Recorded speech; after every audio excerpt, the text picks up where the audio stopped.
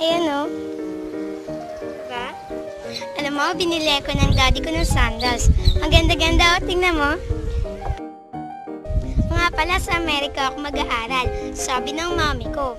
Swerte mo naman. Alam ba kung sino ang may highest grade sa exam natin? Sino? E di ako. Saya-saya ko talaga. Buti pa ikaw. Ano yan? Supel! Supel? Ang padoy naman. Ito may supel ko, ang ganda-ganda. Binili sa akin yan kahapon ng mommy ko. Tara, alis tayo dito. Ang sentro ng lugar na to.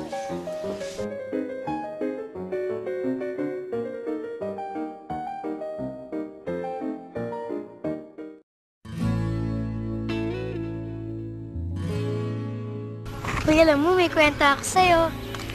Ang dami yung talagang pumuputi sa akin.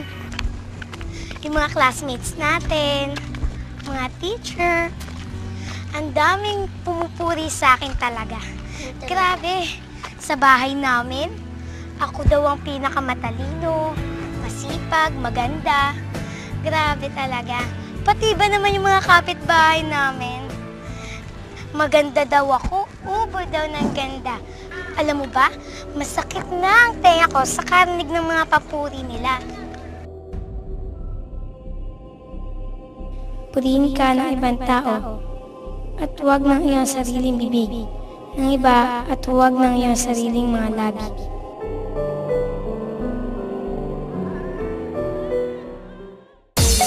Alam niyo ba mga kids, pwede silang mag-send ng message sa atin. Paano po? I-type niyo lang ang UNTV, space, KNC, space, name and age, space, and then your message. At isend niyo lang sa 2299! Kailangan tayo namin text nyo ha. Text na!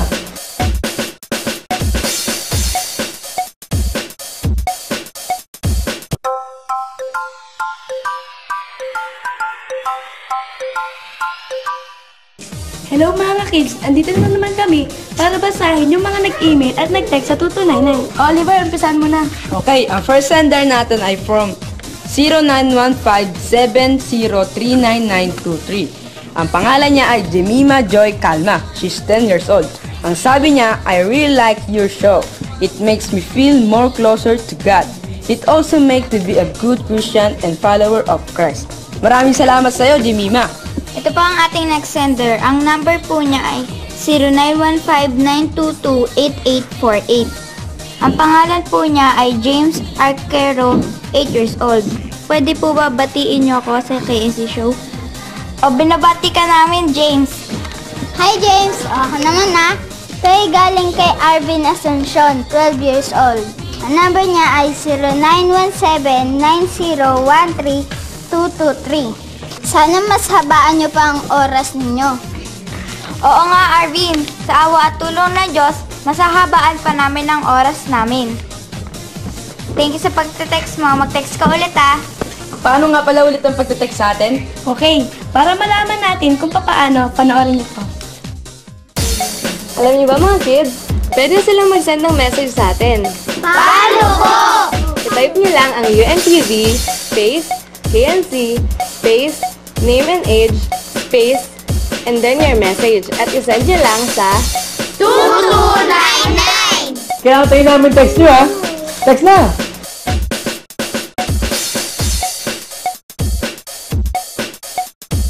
O ayan, alam niyo na kung paano. Mag-text kayo sa amin na hihintayin namin ang inyong mga text. At asahan nyo, napapasahin namin ito sa inyo. O sige, para hindi na sila mainip, panoorin naman natin ang susunod nating segment, ang Balitang Bata!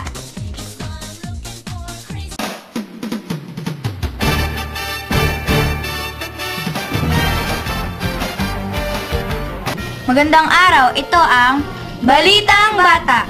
Support Mosby City, siyam na mga bata mula sa Christian Revival Bible Center, edad na 11 hanggang 13 ay nangangaral ng Ebanghelyo. Sa kanilang pagtuturo, may mga katandaang nagkomentong makabuluhan ang kanilang mga sinasabi. Sa UK, ang mga drug dealers ay gumagamit ng mga bata para maitago ang kanilang masasamang gawain sa pulisya. at upang makapag-deliver ng mga drugs sa mga paaralan. At yan po ang alaman ng ating mga balita ngayon. Kunin naman po natin ang masasabi ng Biblia. May nasusulat ba tungkol sa mga batang nangangaral ng ebanghelyo? Siyempre meron yan. Atin niyang mababasa sa Kawikaan 22:6. Turuan mo ang bata sa daan na dapat niyang lakaran at pagka tumanda man siya ay hindi niya hihiwalayan. Ang sabi ng Biblia, turuan ang bata sa daan na dapat niyang lakaran. Mabuti na bata pa lang ay mahilig na sa pagbubuklat ng Biblia, kaysa kung saan ma-focus ang atensyon natin. Kaya lang, syempre, dapat ang magtuturo sa atin ay yung may kaalaman at karunungan sa Biblia. Kasi may sinasabing ganito sa 2 Pedro 2:1. Ngunit may nagsilitaw din naman sa bayan ng mga bulaang propeta na gaya naman sa inyo'y magkakaroon ng mga bulaang guro na mga papasok sa lihim ng mga makakapahamak na mga hidwang pananampalataya na itatatwa pati ang Panginoon na bumili sa kanila na mga nagtataglay sa kanilang sarili ng madaling pagkapahamak. Sabi ng Biblia, may mga magsisilitaw na mga bulaang propeta o tagapagturo. Tama nga, at ang batang kagaya natin ay mahilig sa Biblia. Pero kung ang magtuturo sa atin ay bulaan o di totoo, mapapahamak din tayo. May ganito kasing sinasabi sa 1 Timoteo 4:16. Mag-ingat ka sa iyong sarili at sa iyong turo. Manatili ka sa mga bagay na ito, sapagkat sa paggawa nito ay ang iyo ring sarili ang ililigtas mo at pati ng mga nagsisipakinig sa iyo. Ang pagtuturo ng salita ng Diyos ay ikaliligtas ng tinuturuan pati mismo na nagtuturo. Kaya dapat kung matututo tayo sa nagtuturo ng salita ng Diyos, dapat ang magtuturo sa atin ay may unawa sa banal na kasulatan. Oo nga no, dapat talaga ang magtuturo sa atin ay ang talagang nakauunawa ng banal na kasulatan. Para kung maituro natin ito sa iba, ay pare-pareho tayong matuto ng sinasabi ng Biblia. Paano naman ang paggamit sa mga bata para makapag-deliver ng drugs sa paaralan? Meron kayang nakasulat sa Biblia kung bakit nila nagagawa yon?